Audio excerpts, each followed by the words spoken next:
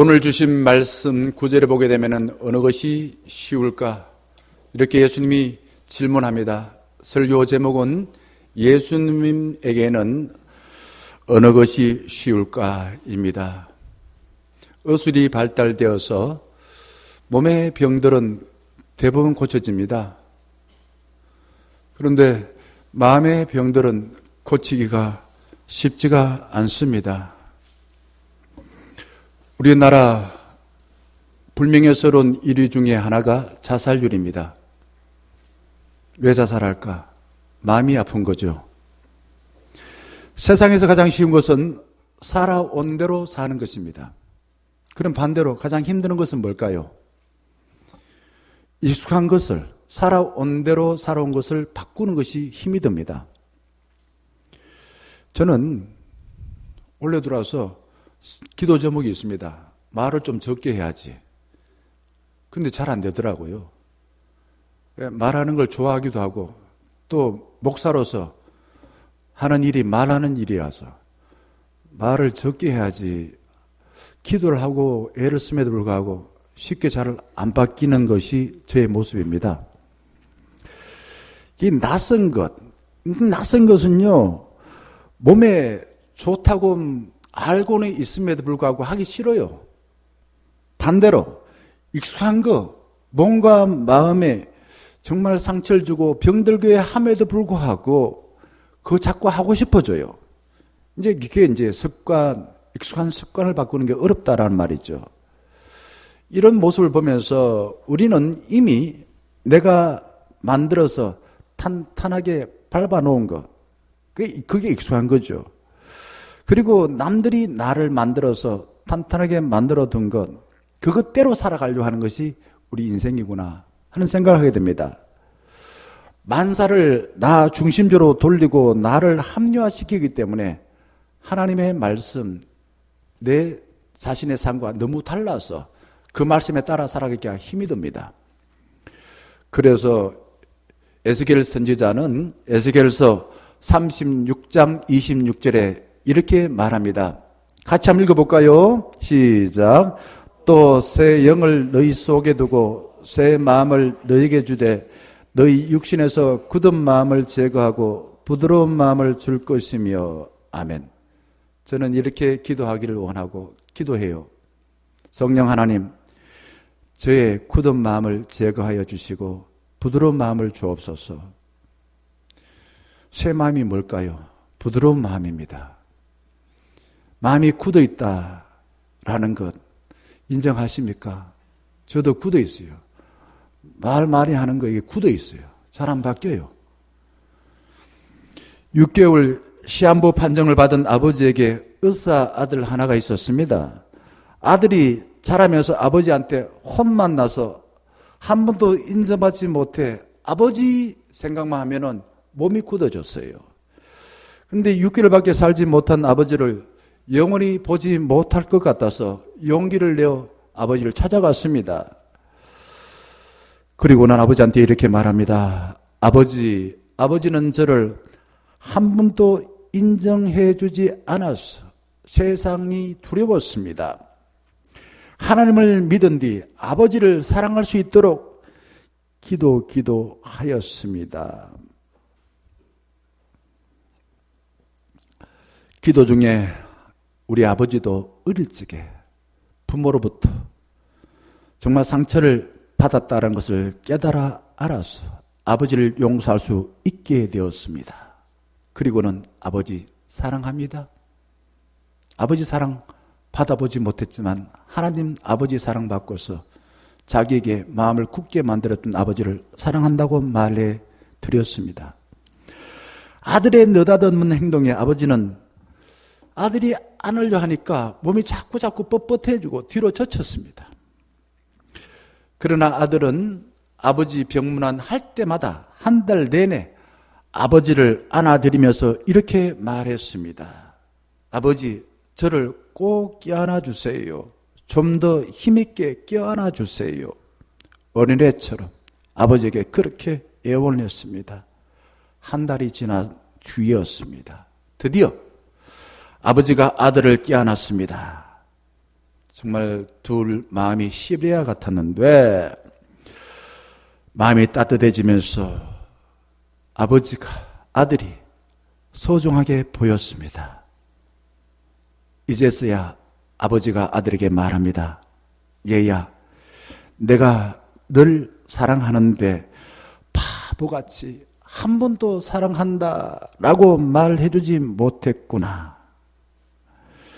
아들은 아버지의 말을 듣고 한염없이 눈물을 흘리고 나니 마음이 평안해졌어. 이제 몸이 부들부들해지고 세상을 살아가는데 당당하게 살 수 있는 용기가 생겼다라는 겁니다. 부모가 만약에 자녀에게 성과 악, 너는 잘못했어, 잘했어, 이런 기준으로 보고, 그리고 모든 성공과 실패, 이런 극단적인 관점으로 바라보고 아이에게 말하거나, 또 조금만 잘한 것에 대해서는, 잘못한 것에 대해서는 혼을 내고 때리는 폭력적인 부모로서 자녀를 키웠다면 자녀는 몸과 마음이 굳어집니다. 나중에 이렇게 자란 자녀는요, 자신을 보호해 준다고 유혹하는 가장 나쁜 대상에게 자기 몸을 맡겨요. 주로 사입이 빠지는 사람들의 유형을 보면은 자라면서 부모의 넉넉한 보호를 받지 못한 이유입니다. 마음이 굳은 거예요. 이유가 거기에 있습니다. 그래서 저는 생각해 봤습니다. 만병의 근원과 모든 관계의 가장 나쁜 적이 뭘까? 그거는 굳은 마음입니다. 마음이 굳어서 모든 병이 오는 거예요. 모든 사람 관계가 다 깨지는 겁니다. 교회 학교에서 아이들에게 돈으로 간식을 사주는 것이 쉬울까요? 아니면 아이들을 신앙인으로 키우는 것이 쉬울까요? 부모가 자녀에게 삶의 본을 보이면서 자신의 삶을 성실하게 잘 사는 게 쉬울까요? 돈을 주어서 학원으로 돌려보내고 모든 역할은 돈을 주어서 다른 사람에게 맡기는 것이 쉬울까요? 미래학자인 레너드 스위시 박사가 4가지 교회 유형을 말합니다. 사명 중심의 교회가 있고, 관리적인 교회가 있고, 현상 유지 교회가 있고, 박물관 교회입니다. 그러면은 먼저 사명 중심의 교회는 어떤 교회일까? 초대 교회와 같습니다. 초대 교회가 어떤 교회? 사도들의 가르침을 받고 날마다 변화되었어요. 하나님과 관계를 맺는 예배나 기도나 말씀 묵상을 목숨을 걸고 중요하게 여겼습니다. 그리고 그 말씀에 따라서 내가 살아오면서 받았던 세상 영향이 아니라 주의 말씀의 영향을 받아서 교우들과 교제를 잘 나누었습니다. 이게 사명유심교회예요. 관리적인 교회는 교인들이 어느 정도 모이기만 하면 이제 됐어, 전도 안 해도 돼, 우리끼리 그냥 개모임 하듯이 같이 먹고 마시고 재밌게 놀자. 그리고 주일만 예배만 드리고 나머지 날에는 네 마음대로 살아라, 이렇게 합니다. 그리고 모든 교회 일들은 회의와 절차에 따라서 그냥 사람들을 관리만 할 뿐이에요. 그리고 현상 유지적인 교회는 교회가 중요하게 여기는 복음이나 성경에 관심이 없어요. 그리고 현실에 안주하여서 이전에 사귀어온 사람들하고만 교제합니다. 오래 다니는 사람들, 20년 이상 같이 다니는 사람들, 그 사람들하고만 사귀고 새로운 사람 관심 없어요. 그리고 껍데기만 붙들고 옛날에는 좋았지, 옛날에 젊었을 때 좋았지, 청년일 때 좋았지, 고등부 때 좋았지, 과거 이야기만 잔뜩 하고 미래 우리의 삶에 대해서는 이야기하지 않습니다. 그게 현상유지 교회예요. 박물관 교회는요, 화려하고 큰 건물 그것만 남아있고 교인들은 없어요. 인구는 한 대 없어. 그러니 사람이 없으니까 예배당은 큰데, 그러니 이거 유지하기 위해서는 박물관으로 상품을 팔아요. 그래서 입장권을 가지고서 건물을 유지하는 그런 교회입니다.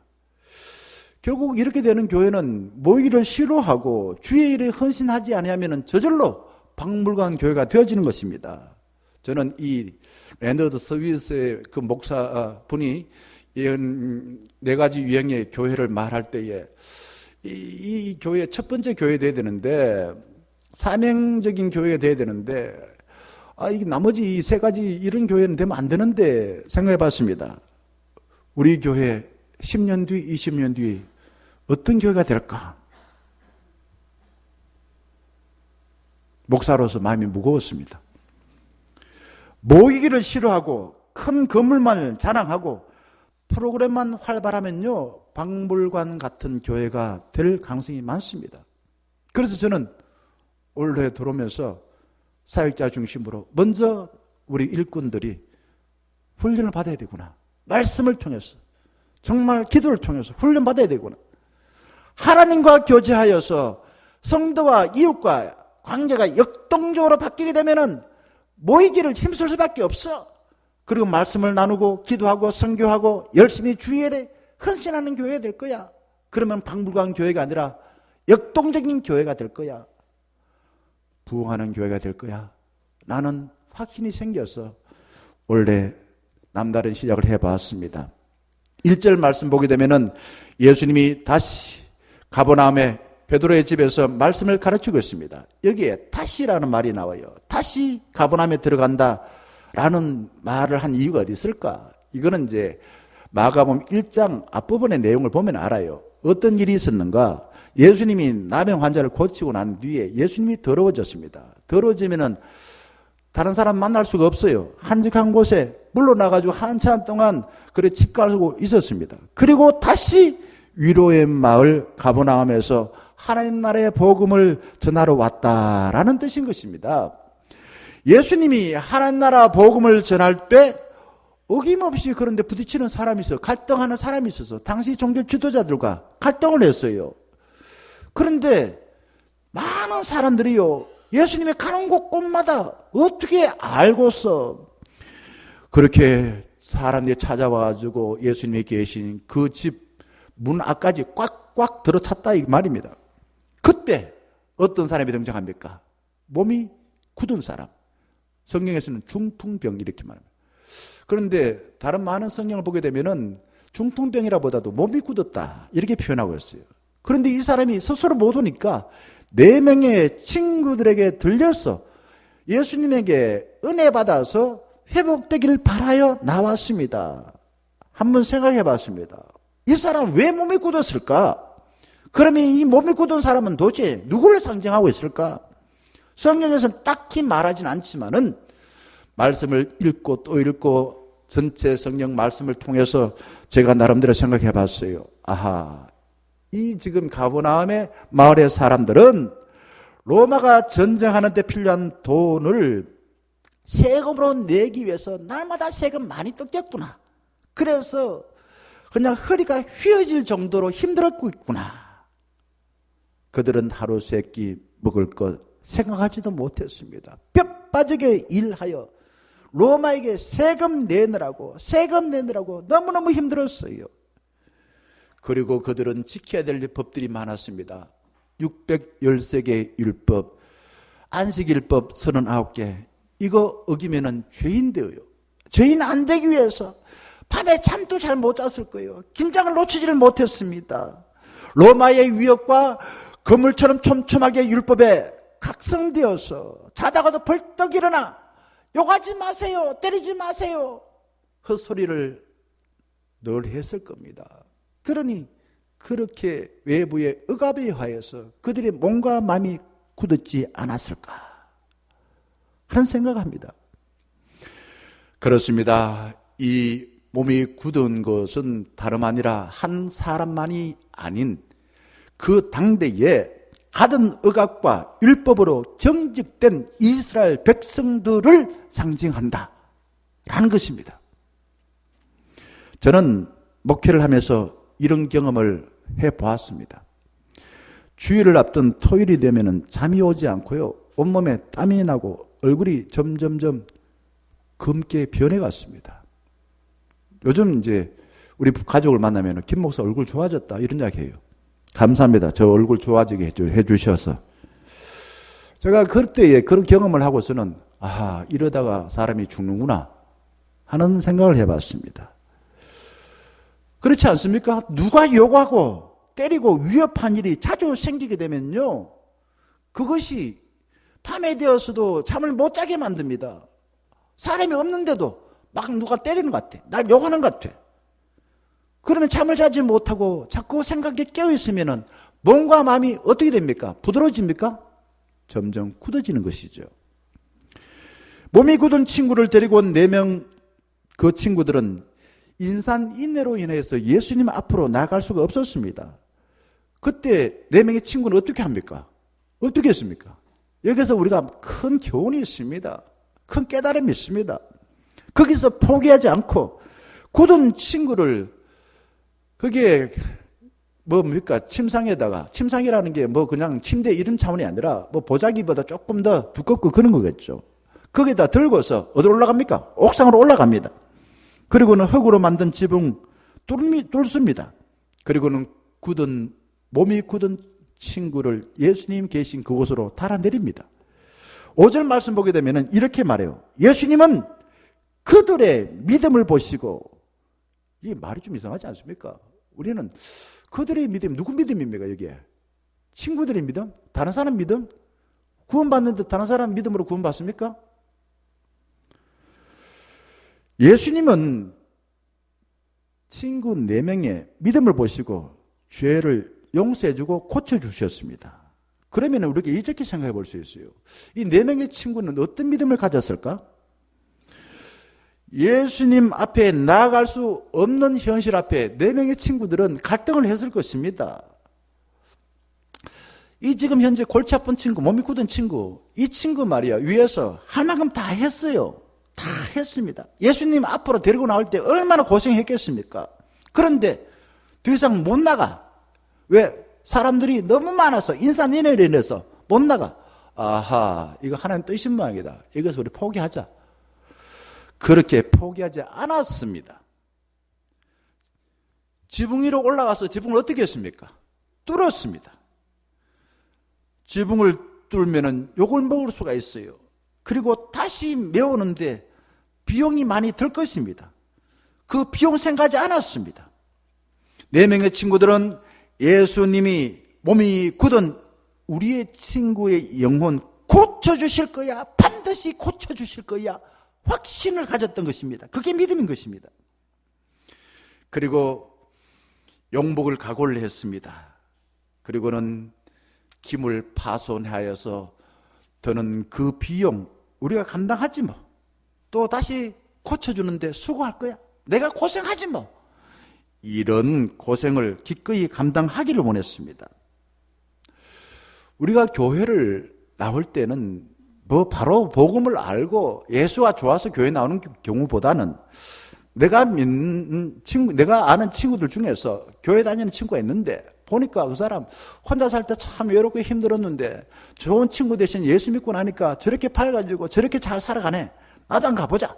뭐 이렇게 교회 나온 사람이 대부분일 거라 생각합니다. 무슨 말입니까? 우리는 참 좋은 친구이신 하나님을 의지하여 살려고 교회를 나왔습니다.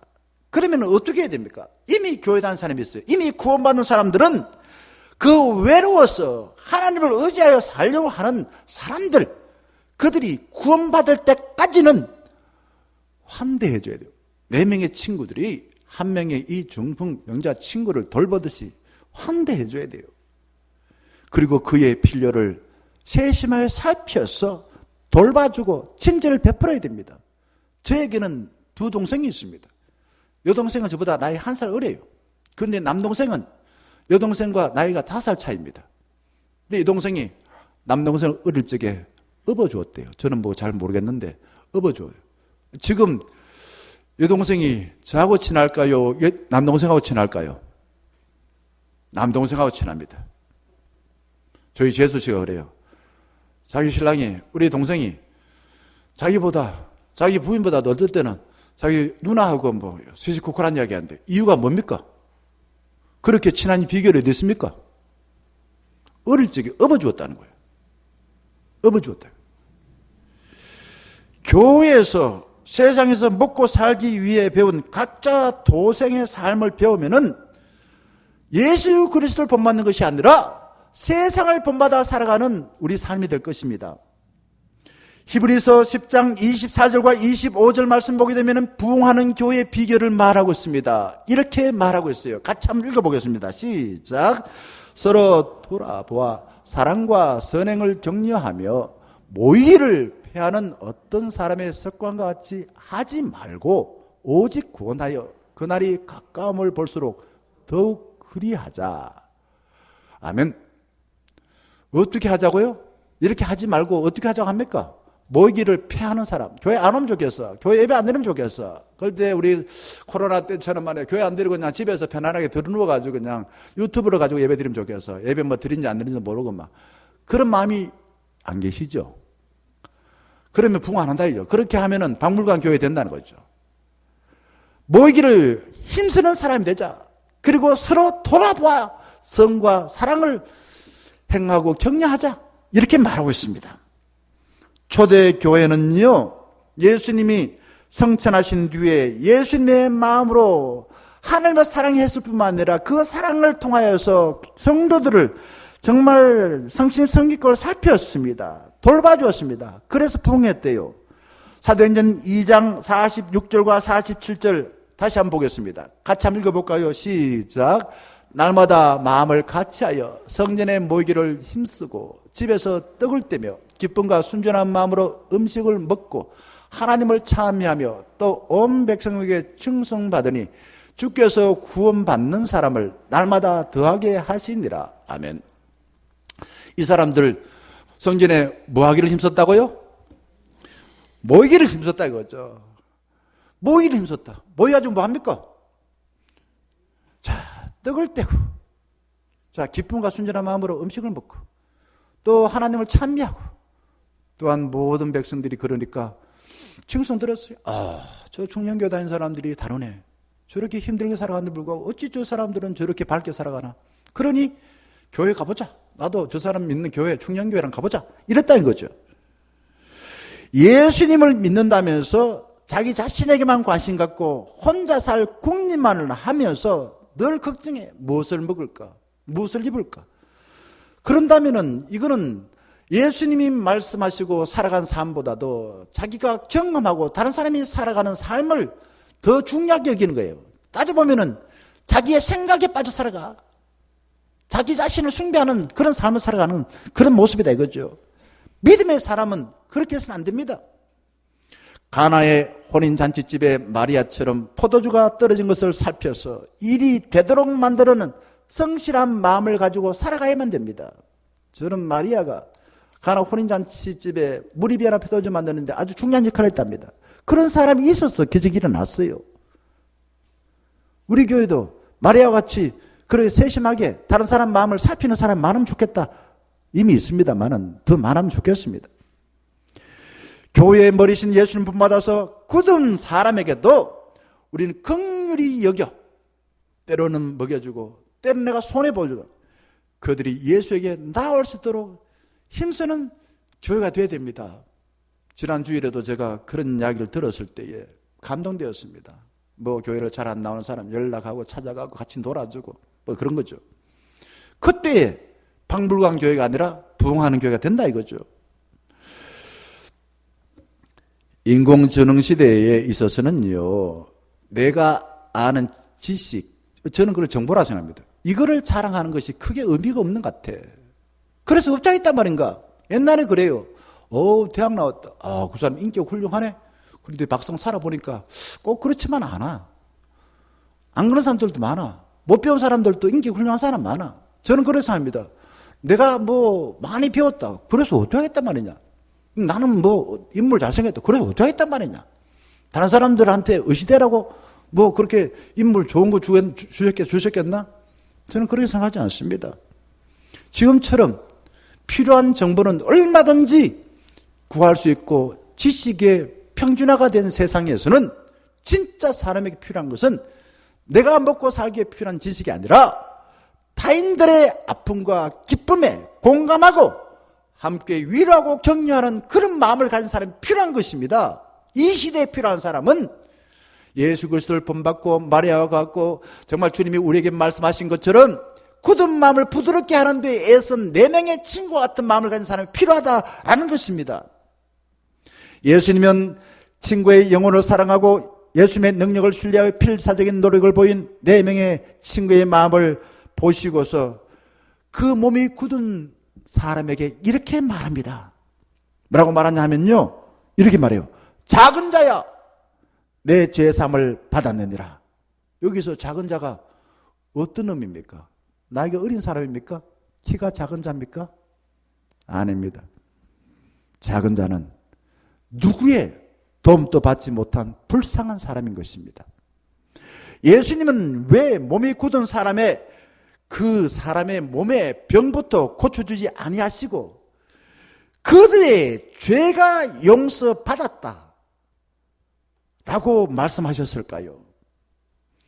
자, 죄 용서. 예수님이 이 죄 용서라는 이 말이 예수님에게 쉬울 수 있는데 문제는 그 죄 용서를 하는 순간부터 예수의 삶은 꼬입니다. 고난당해요. 이유가 뭐냐 하면요, 6절 말씀 보겠습니다. 이렇게 말해요. 서기관들이 거기 앉아서 마음에 생각하기를 이 사람이 어찌 이렇게 말하는가. 무슨 모독이라고요? 신성모독이로다. 이유가 뭐라고요? 오직 하나님 한 분 외에는 누가 능히 죄를 사하겠느냐. 하나님 외에는 죄 사하는 거 할 수 없다 이거죠. 그렇게 하면 하나님 이름을 더럽힌다 이거죠. 그런데 누가 했다고요? 예수님이 했다는 겁니다. 성경 지식 빠삭한 서기관은 하나님만 죄 용서할 수 있다라는 옳은 소리를 냈어요. 그런데 문제는 예수님이 누구인지를 몰랐던 것입니다. 예수님은 하나님의 뜻을 분별하여 하나님의 일을 하도록 세상에 보냄받은 하나님의 아들입니다. 육신에 몸을 입고 나사렛에 아주 그냥 그 이름도 없고 그냥 시골 꼴짝에 태어나고 아버지도 별 볼 일 없고 육신을 봤을 때 그런 거지만은 하나님이 보낸 하나님의 아들이라 이거죠. 다니엘서 7장 13절 보게 되면은 인자가 나옵니다. 인자가 나와요. 여기 보게 되면은 내가 또 밤 환상 중에 보니 인자 같은 이게 누군가 이거지. 인자 같은 이. 인자 같은 이라는 것은 인간의 몸을 입고 이 땅에 온 참 하나님을 이야기하고 있습니다. 인간이지만은 그냥 인간으로가 아니라 하나님이자 인간이 되거죠. 이걸 알 수 있나? 참 알기 어려워요. 근데 예수님은 하나님의 아들로서 인간의 몸을 입고 이 땅에 살 동안에 인간의 필요를 세심하게 살폈습니다. 그리고는 본인이 더러워지고 욕을 먹고 신성모독이다, 죽을 죄를 지었다 라는 그런 위협을 당함에도 불구하고 채워주었습니다. 그리고 고난당함에도 불구하고 하나님의 뜻을 온전히 이루었습니다. 예수님이 이 땅에 계실 동안에 하신 일 가운데 가장 중요한 사역이 뭘까요? 우리 십자가로 말합니다. 그게 뭔가 이게? 예수님이 많은 기적을 베풀었지만은 그것을 통해서 뭘 하기를 원하셨을까? 결국 소자와 같은 사람, 누구의 도움도 받지 못한 그런 사람들을 사랑하고 그리고 세상에 고난당하여서 몸이 굳은 자들을 용서하여서 죄의 딱지를 떼주는 겁니다. 죄를 용서해 주시는 것이 예수님이 하신 가장 중요한 사역이었던 것입니다. 예수님은 굳은 몸을 고쳐주는 쉬운 방법, 병만 고쳐주는 쉬운 방법을 선택하지 아니하고 굳은 몸의 그 뿌리, 원인이 어디 있는가 하는 것을 보고서 그의 죄를 용서해 주신 것입니다. 그래서 9절 말씀 예수님이 이렇게 세관들에게 묻습니다. 9절 한번 봅시다. 같이 한번 읽어볼까요? 시작. 중풍병자에게 내 죄사함을 받았느니라 하는 말과 일어나 내 상을 가지고 걸어가라 하는 말 중에서 어느 것이 쉽겠느냐? 아멘. 저는 이 예수님이요, 정말 이렇게 자기를 위협하는 악한 사람들의 질문을 받았을 때에 정말 어찌 보면은 올무에 갇힌 그런 생쥐와 같다고 생각합니다. 정말 도간에 든 쥐, 뭐 이런 거죠. 그런데 예수님은요, 참 지혜로웠어요. 참 지혜롭게 그 문제를 잘 풀어내십니다. 자기에게 질문을 던지고 죽이려고 위협하는 사람에게 오히려 질문을 하더라고요. 참 이게 지혜로워요. 저는 이런 방법을 찾아서 살아가면 좋겠어요. 우리 믿는 사람이라면 예수님처럼. 자, 봅시다. 예수님에게는 어느 것이 쉬울까요? 죄에서 용서하는 영적인 일일까요? 굳은 몸을 고치는 일일까요? 자, 몸이 굳은 이 사람은요, 예수님이 자기 몸이 굳어진 것을 부드럽게 해주는 것만 원하여 그 자리에 왔을 것입니다. 예수님은 이미 많은 병자를 고쳤습니다. 귀신을 쫓아내줬습니다. 기적을 베풀었습니다. 예수님에게는 병만 고쳐주는 게 쉬워요. 누워서 떡 먹기 좀 쉽습니다. 그리고 이 예수님을 죽이려 하였던 그 서기관들에게 위협을 당하지 않습니다. 병만 고쳐주었다면 사람들에게 좋은 소리를 들어서 능력이 있어, 능력이 있어. 예수님 가는 곳마다 사람들이 구름대처럼 모여 인기 좋아. 가는 곳마다 저 예수님 환대해 줘야 돼. 그래서 예수님은 꽃길을 걸 수 있었을 것입니다. 그런데 예수님은 왜 5절에서 먼저 내 죄사함을 받았느니라 골치 아픈 일을 하셔서 서기관들에게 신성모독죄라고 피난 듣고 죽을 길을 가셔야만 했을까요? 왜? 우리가 레위기 24장 10절에 23절 보게 되면요, 신성모독에 대해서는 이렇게 말하고 있어요. 여호와 이름을 모독하고 저주하면 돌로 쳐 죽인다. 예수님 말씀 몰랐을까요? 아셨어요. 예수님은 병자를 마치고 만지고 치유하고 죄를 용서하면은 하나님의 이름을 모독하는 신성모독죄에 걸린다는 걸 알고 있었습니다. 그럼에도 불구하고 소자를 사랑하여 죄를 용서하지 않고서는 견딜 수가 없는 거죠. 너무 사랑하여서. 그래서 예수님은 십자가에 달려 죽으셨던 것입니다. 마가복음 14장 63절에서 65절 말씀 보게 되면은 대제사장이 십자가에 못 박을 예수를 두고서 이렇게 말합니다. 이 자는 반드시 죽어야 된다 이거죠. 이렇게 이야기합니다. 같이 한번 읽어보겠습니다. 시작. 우리가 여기 제가 앞에 빠졌네요. 다 같이 읽어보세요. 시작. 대제사장이 자기 옷을 찢으며 이르되 우리가 어찌 더 정의를 요구하리요? 그 신성모독하는 말을 너희가 들었도다.